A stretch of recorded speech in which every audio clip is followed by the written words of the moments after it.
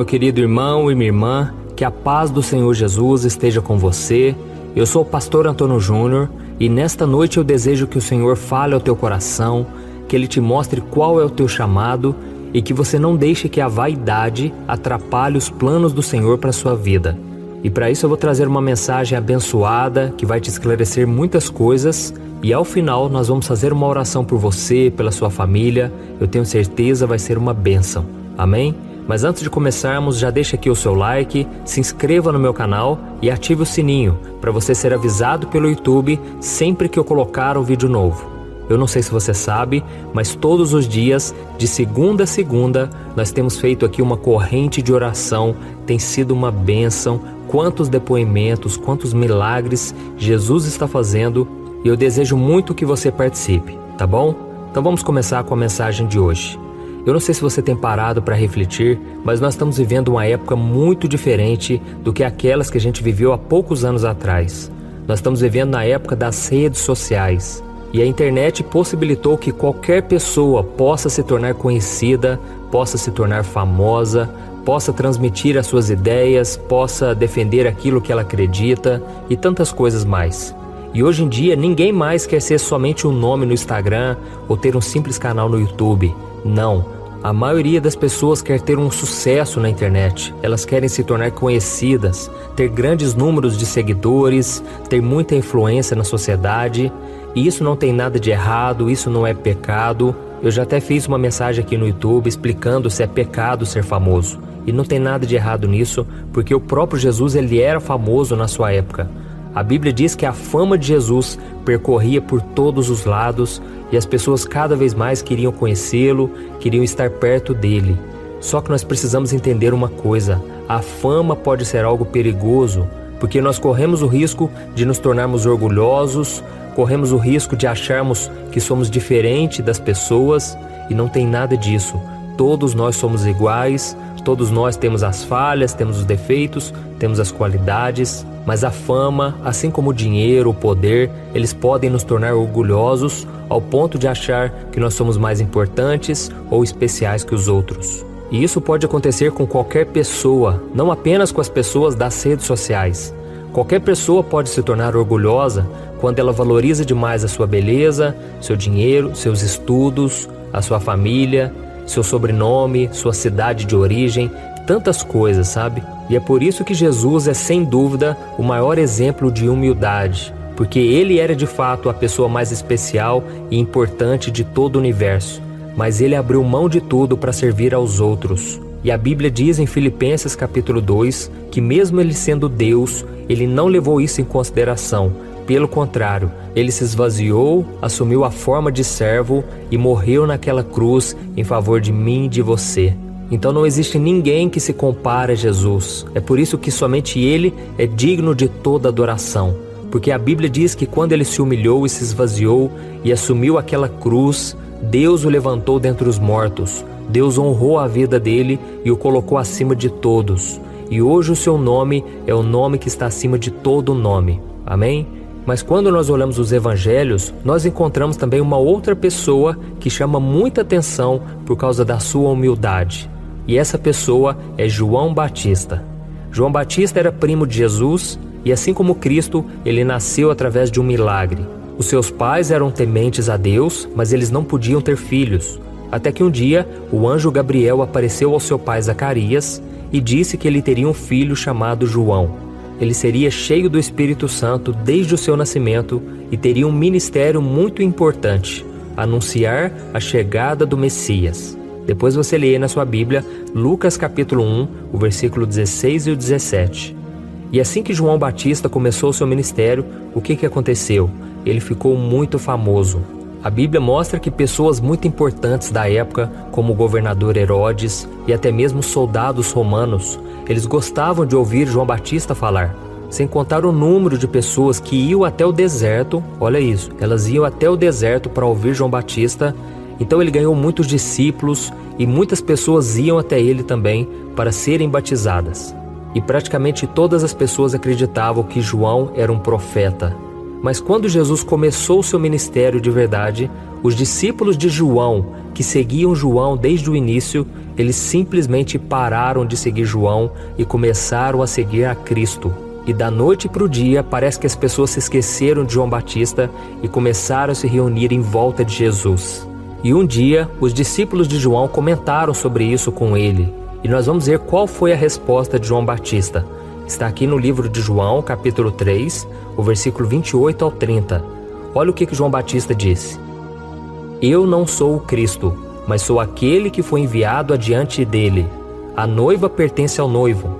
O amigo que presta serviço ao noivo e que o atende e o ouve, enche-se de alegria quando ouve a voz do noivo. Esta é a minha alegria, que agora se completa. É necessário que ele cresça e que eu diminua. Olha isso, irmãos, que tremendo. João Batista entendia claramente qual era o seu papel. Ele não queria glória nenhuma para ele mesmo. Ele queria apenas apontar a Jesus e levar as pessoas a acreditarem que ele era o Filho de Deus. Você também tem esse desejo no seu coração? Você entende que os seus talentos, a sua inteligência, a sua influência te foram dados por Deus para apontar a Jesus? Você ficaria feliz de pensar que Jesus está sendo exaltado enquanto você diminui? Eu estou falando isso porque tem muita gente hoje que quer crescer o seu ministério, e isso é bom, isso é genuíno, mas se a pessoa quiser colocar o nome do ministério acima do nome de Jesus, se a pessoa quiser promover somente o seu reino e não o reino de Deus, isso está completamente errado.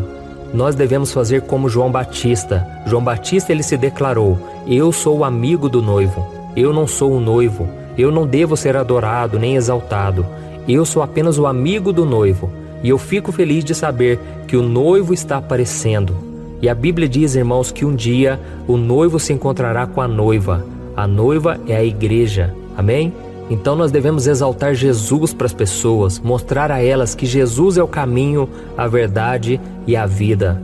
As pessoas que vivem dessa maneira, elas têm muito mais chance de ser usadas por Deus. E elas então não cairão no pecado do egoísmo, no pecado da idolatria, sabe? Então tome muito cuidado, irmãos. Não vamos nos deixar seduzir pela fama, pelo sucesso. Isso é o que a mídia traz para nós o tempo todo. Que somente os famosos, eles são vistos pela sociedade. Somente quem tem muito dinheiro é que tem valor. Mas Deus nos ama por aquilo que a gente é. Deus é aquele que está conosco, mesmo que ninguém saiba quem nós somos, mesmo que passemos por esta vida despercebidos, ainda assim nós podemos ser conhecidos no céu, conhecidos por Jesus. Amém? Esse é o maior reconhecimento e é isso que nós devemos buscar na nossa vida, porque a glória dos homens é passageira. E Jesus disse que aqueles que buscam a glória uns dos outros não conseguirão crer. Por quê? Porque o seu coração está cheio de vaidade e aí o Espírito Santo não pode operar na sua vida, e você também está buscando a recompensa dos homens, e por isso você não terá a recompensa de Deus. Então essa recompensa é o maior bem que nós possamos querer. Amém? Se João Batista tivesse se agarrado a essas coisas, o seu ministério seria um fracasso, ainda que ele tivesse muitos seguidores. Então, meu querido irmão e minha irmã, vamos usar aquilo que Deus nos deu, não para nos exaltarmos, mas para que o nome de Jesus seja conhecido por todos. Amém? Se você puder, vamos fazer uma oração, vamos fechar os nossos olhos agora e vamos pedir que o Senhor aquiete o nosso coração, alinhe o nosso coração com o dele, para que nós sempre sejamos servos e que Jesus seja o centro das atenções. Aleluia. Senhor, meu Deus e meu Pai, eu me coloco na Tua presença nesta noite para Te agradecer pela vida desse irmão e dessa irmã que ouviram esta mensagem agora. Oh, meu Pai, que exemplo maravilhoso nós temos aqui hoje, o exemplo de João Batista, que da noite para o dia se tornou um desconhecido, mas o importante é que o nome de Jesus foi revelado a todos e Jesus foi apontado como Messias, o Cordeiro de Deus. Então, Senhor, que nós possamos ser assim também, meu Pai. Nos ajude a termos um coração humilde, um coração quebrantado, um coração que não busca glória para si, mas um coração que Te exalta todos os dias. Senhor, quando alguém começar a dizer que nós somos bons demais, que nós temos uma luz diferente, que nós possamos dizer que essa luz é Jesus, porque nós sabemos que não somos nada. Senhor, nós aproveitamos esse momento para Te pedir perdão. Oh, meu Pai, quantas vezes nós erramos, nós pecamos. Quantas vezes, Senhor, a vaidade, o desejo de ficar famoso, de ganhar dinheiro, isso ocupa o nosso coração.